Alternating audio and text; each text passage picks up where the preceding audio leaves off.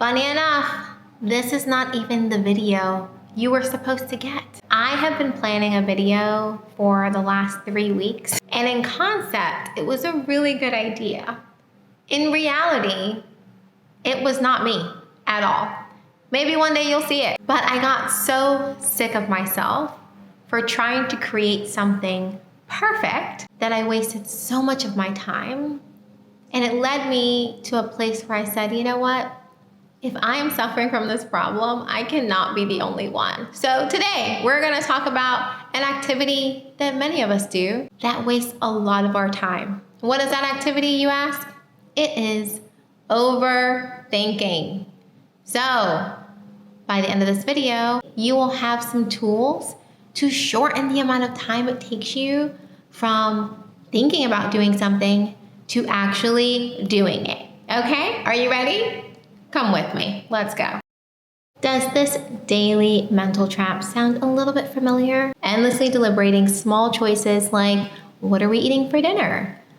Until you are mentally, physically, and emotionally exhausted. I am a data analyst by trade, and the amount of energy that I put into overanalyzing outside of my job, no one's actually paying me for. It's lost hours that I will never get back. Overthinking is the working mom's quicksand. We get stuck in analysis paralysis, and we're constantly evaluating options, trying to find that perfect one that's just going to solve all of our problems. What hurts us even more is that we're doing this with every decision in our lives. It's not like we're spending our time and energy just on the high stakes decisions. We're sweating a lot of small stuff when it comes to making decisions and analyzing every single choice we have to make. We fall into a mental spiral, and it even makes us second guess our own intuition. Psychologists call this rumination. It's a cognitive vicious cycle that breaks down our mental capacity and just leaves us feeling drained. We end up dragging through the day, feeling indecisive, overwhelmed, and continually behind no matter how hard we try. All because we're spending our energy and effort worrying, analyzing, ruminating about things that don't actually matter. So why does this matter, you might ask? Well, here's the real danger. This mental gymnastics that we're putting ourselves through is making us so tired that we can't actually trust ourselves to make decisions on the things that truly matter to us. When it comes to making choices about big goals, we lose the ability to zoom out and be intentional about those things that are gonna really move the needle. So we find ourselves saying things like, oh my God, I have no clarity. I don't know what to do next. I'm just so tired. You know, if you take a step back, that not everything matters the same. But it can feel like that because we're just so tired, we can't assign the right priority level to the tasks that are actually necessary in our lives. As moms, we face unlimited options when it comes to buying everything. I seriously was just trying to buy a microwave, and it took me so much longer than it should have because I wanted to read all the reviews. I wanted to look at all the microwaves on Amazon, which is humanly impossible. We feel so much pressure, and we tie our self-worth to making the right choice for our families that we waste so much time doing all of this research when we could just go with something that meets the standards for what we're looking for. To get out of this cycle, we need to understand the difference between maximizers and satisficers. Maximizers are all about getting the most, squeezing all the juice out of the lime, which means they're looking for the absolute best option for every single decision that they make. They get paralyzed trying to assess and analyze and compare all the different possibilities, which means so much more time and research before they can land on the perfect one, which leads to a lot of overanalyzing. Satisficers, on the other hand, set the threshold and the criteria for what is actually needed and what would be good enough to do the job. Then they look for the first thing that meets that criteria and they move on. Imagine you walk into the cereal aisle and you're just trying to get some cereal for your kids. Maximizers are going to assess all of the different cereals to decide which is the best one. They might not even understand the criteria, which could end up costing them minutes just trying to pick cereal, which is one thing out of hundreds of things that they probably have to buy from the grocery store. Satisficers know ahead of time, hey, I gotta get some cereal for my kids. I just want something that's low in sugar and makes me feel like a good mom. So I'm gonna get Cheerios. There's maybe 7 different brands of Cheerios. Well, you know what? We've been eating Honey Nut Cheerios for the last 6 months. They seem to like that.